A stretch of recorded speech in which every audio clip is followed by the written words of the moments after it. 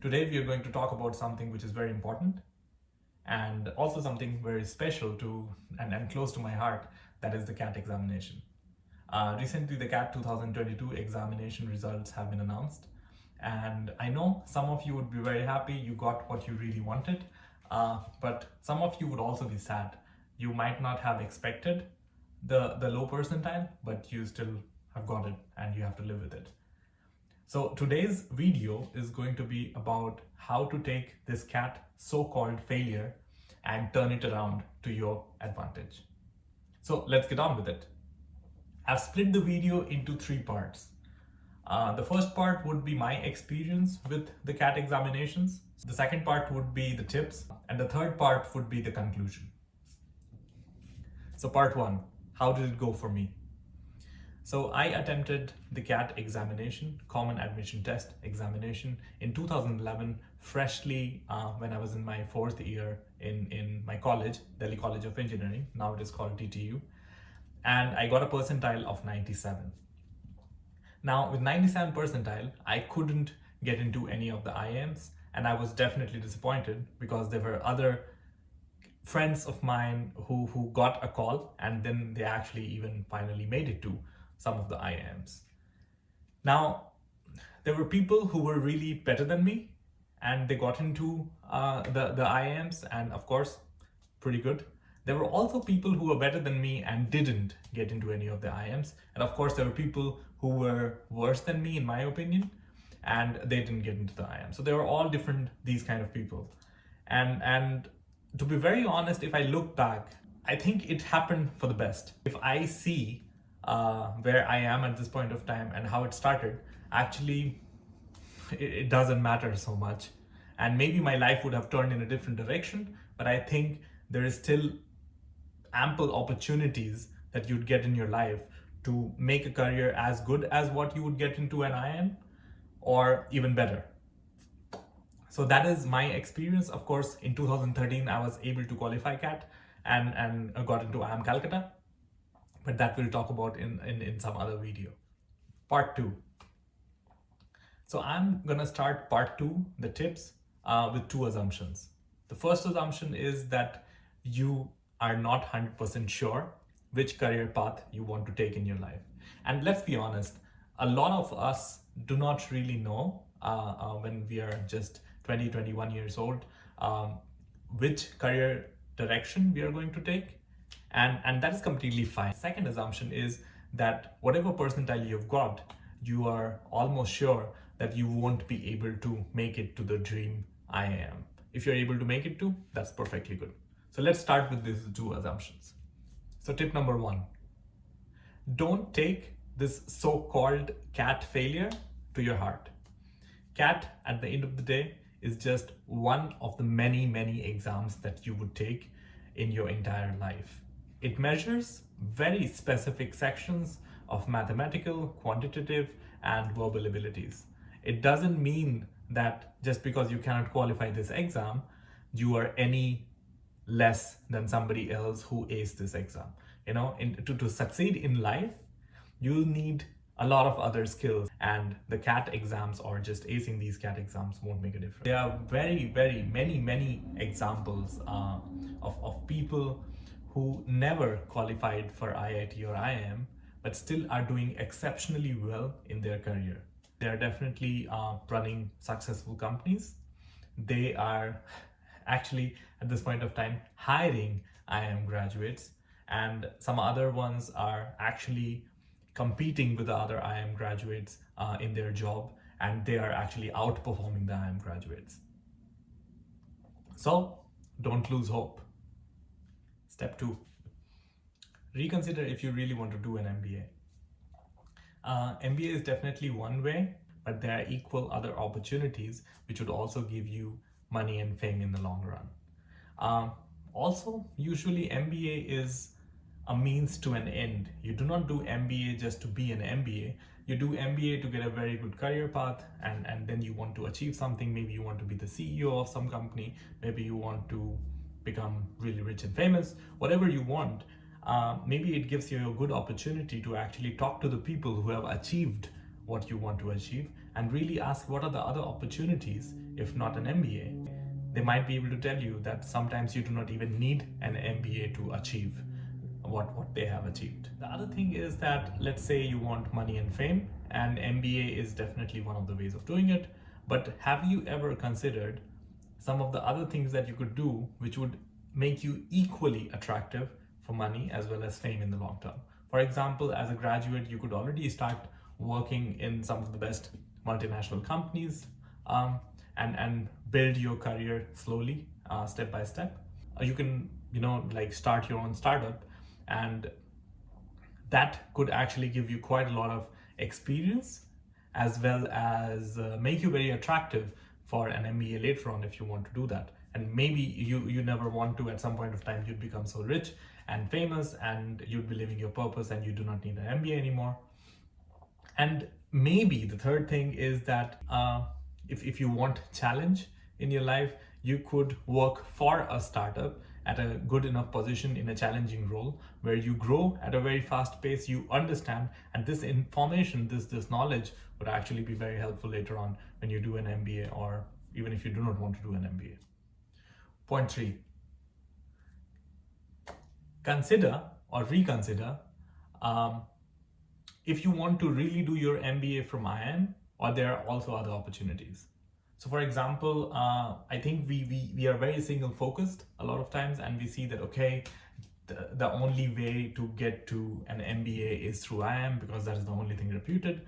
But just to let you know, there are quite a lot of my friends who went ahead and did MBA from other equally famous institutes. For example, ISB, MDI, IMT, SPJAN, and all these different institutes, and actually some of the institutes which are outside of India, for example in US or Europe, and they all are doing equally good. Now, why am I saying that? Because there is a huge hype for the IIMs. Once you graduate, you would actually realize that almost 60 to 70% of the companies which go to the top IIMs, ABC, they would also go to the other universities, for example ISB or MDI or IMT, for the same kind of job opportunities. So even though somebody goes to IIM, somebody goes to MDI or ISB, they still come back to the same jobs after 2 years. Another thing that you should know is that even though a lot of people try really hard for their campus placements to get into the best companies they can, after 2 years, you would say that 6 months or 1 year has passed, and a lot of these graduates from IIMs would actually switch their job. So even if you cannot make it to the exact company that some of your IIM friend was able to, what you could do is that you could try off campus. You could actually do reference and a simple normal process which is available to everybody inside India to kind of apply to the companies and get into the exact positions, and that is always possible. You should also consider MBA opportunities outside of India if money is not a concern. And also there are opportunities where you could get scholarships, where the tuition fee is low, and actually that might bring you to a situation where you are in a better location and you might be able to get better bang for your bucks. And after 2 years or after 5 years or even after 10 years, maybe you would land up in a better opportunity, better position compared to somebody who did join IIM and then later on joined the company, because a lot of these companies are actually US and Europe based, and if you do your MBA from US or Europe, you stand a better chance to get into higher roles. Point 4, reconsider your CAT taking strategy. So let's say you considered all the different alternatives, all the different opportunities, you talk to people, you still want to appear for CAT one more time, you still want to get into your IIM. Now, how can you do that? So if you keep on doing the same things, you cannot expect different results. That is a famous saying. What it means is that, let's say you did your best, everything was perfect, but the luck was not on your side. What is the guarantee that the luck would be on your side next year? So what I would propose is that rather than blaming everything on luck and then just sitting back and keep on doing the same thing, you need to challenge yourself and say that, hey, there has to be some way that you could improve your strategy so that next time when the same exam comes and you still have the same luck, still you'd be able to score better marks. How I would propose, so I personally did this. So after CAT 2011, I really did a very objective analysis of all the different mock tests that I had taken till then. I saw which are the different topics where I'm not really good, which are the topics which are taking a lot of time for me to solve, which are the topics where I am not consistent enough. And accordingly, I made a strategy on how to execute and score better results, even if the luck is not on my side the next time. And if you do that, you have a very good strategy, and then you start you start practicing with this strategy. And then from time to time, you need to keep on analyzing and seeing if you're progressing or not. If you're not progressing, then keep on tweaking your strategy. And at some point of time, your strategy would be good enough to bring you to a better CAT score, even if the luck remains the same. Point 5. So you still have 1 year to go. How could you make the best of it? One opportunity or alternative is also actually for this 1 year, you could work in a social cause or non-profit, or even you could take a gap year to travel if finances is not a problem. Now, how it is going to help you? So first thing, believe it or not, or agree or disagree, I believe that, the CAT examinations, the MBAs, and all these things are kind of a rat race. You get into one and then you finish it, then you move to the next one and to the next one. Now, by doing this, by working for a social cause or for a non-profit, or even taking a gap year to travel, it would add a lot of different new perspectives that you actually never had.